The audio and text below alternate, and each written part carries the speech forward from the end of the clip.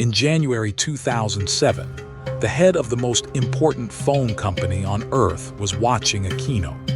On stage, Steve Jobs unveiled the iPhone. He laughed. "It has no keyboard," he said. "Business people will never want it." 5 years later, his company had lost almost everything. This is the story of BlackBerry, the device that ran the world's boardrooms. It addicted presidents, then vanished from every pocket it once owned. It began in 1984, not in Silicon Valley, but in Waterloo, Canada, a quiet college town far from the tech world's spotlight. A young engineering student named Mike Lazaridis founded a tiny company called Research in Motion. He was obsessed with a simple idea: wireless data. For years, they built modems and pagers for other companies. Then a sharp, aggressive businessman named Jim Balsillie joined, the salesman to Mike's inventor. In 1999, they released the BlackBerry 850. It looked like a pager, but it did something no phone could.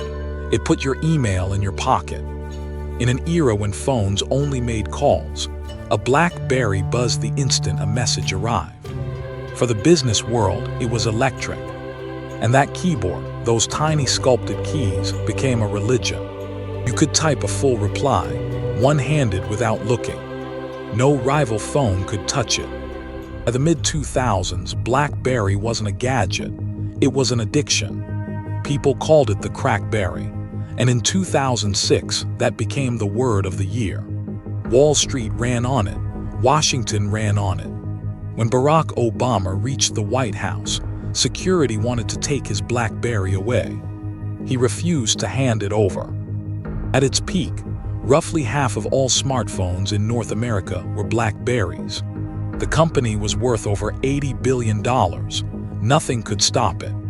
And then, in January 2007, a man in a black turtleneck walked onto a stage in San Francisco. Steve Jobs held up a slab of glass with no buttons and called it a phone. An iPod and the internet in one device. Inside BlackBerry, the reaction wasn't fear. It was ridicule. No keyboard, a battery that died in a day, a touch screen that couldn't be trusted for real work. They were sure of it. Serious people needed real keys and real security. The iPhone was a toy. So BlackBerry did the most dangerous thing. A leader can do nothing. Here's the trap. For years after the iPhone launched, BlackBerry's sales didn't fall.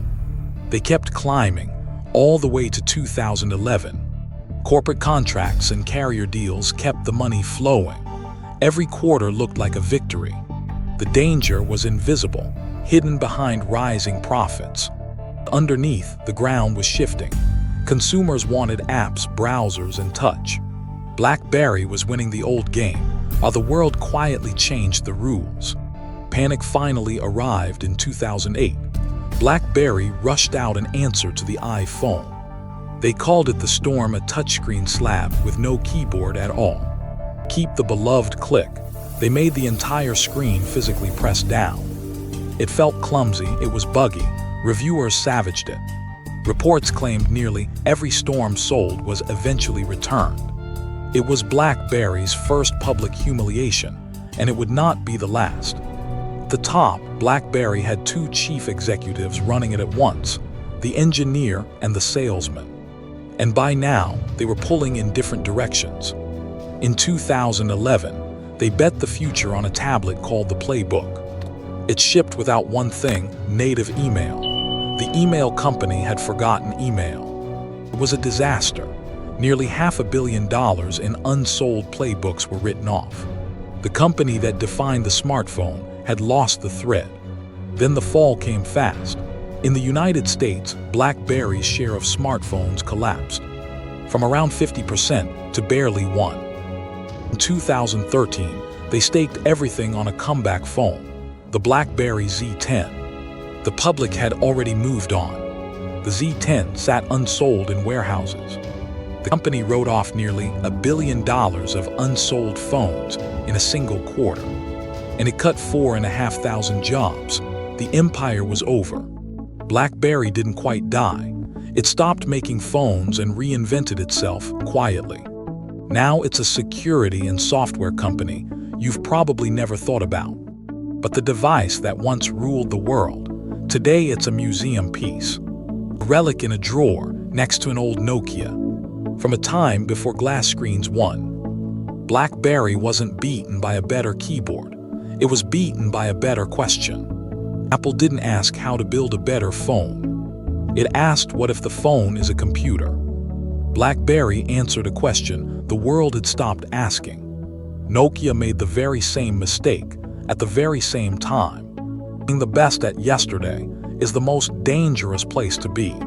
If this story pulled you in, the fall of Nokia is the perfect next watch. It's on the channel. Subscribe and I'll see you in the next one.